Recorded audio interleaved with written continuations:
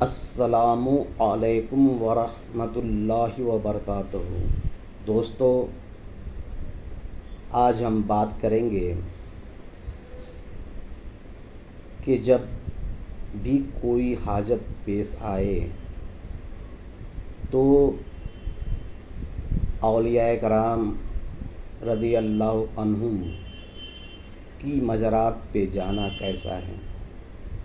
دوستو، مسلمانوں کا یہ عقیدہ ہے کہ اللہ تبارک تعالیٰ کے علاوہ حقیقی کوئی حاجت کو پوری فرمانے والا نہیں ہے،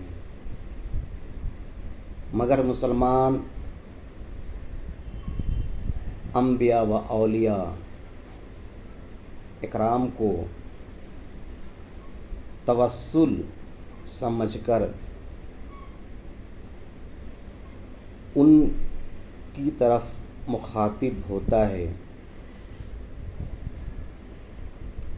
تاکہ وہ ان کے لیے دعا فرما دے۔ اللہ تبارک تعالیٰ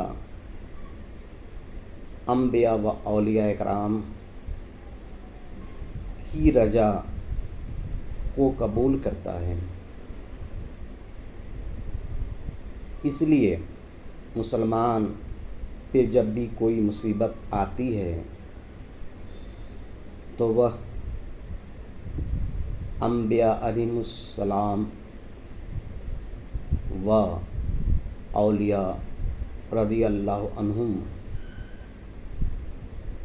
کے پاس آتے ہیں اور ان کو اپنی حاجت سناتے ہیں تاکہ وہ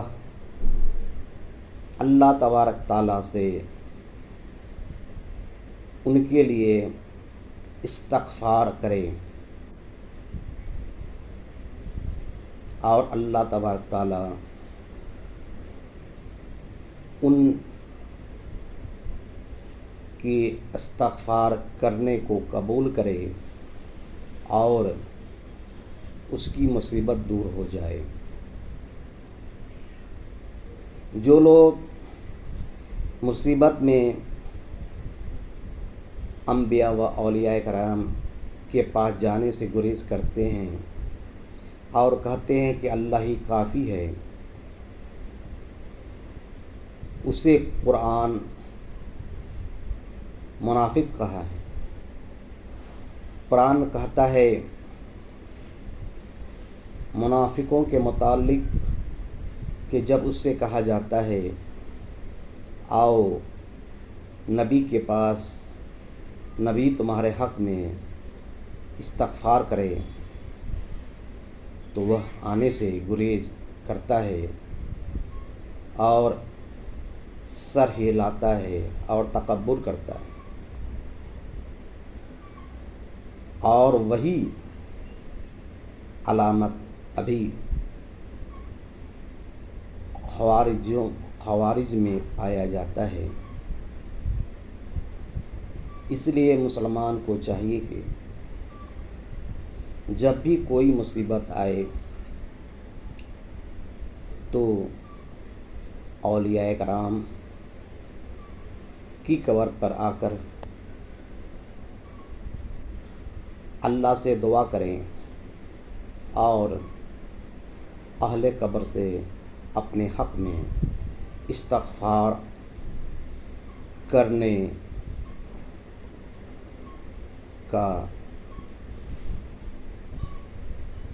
طلب کریں۔ وآخر دعوانا الحمد للہ رب العالمین۔